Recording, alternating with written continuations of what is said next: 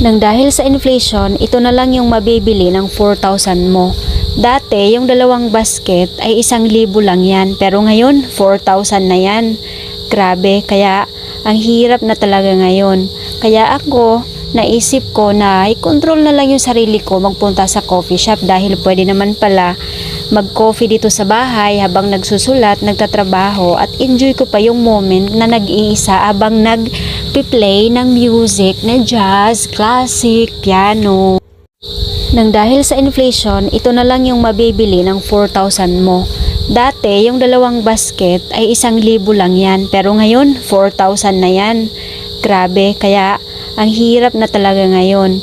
Kaya ako, naisip ko na i-control na lang yung sarili ko magpunta sa coffee shop dahil pwede naman pala mag-coffee dito sa bahay habang nagsusulat, nagtatrabaho at enjoy ko pa yung moment na nag-iisa habang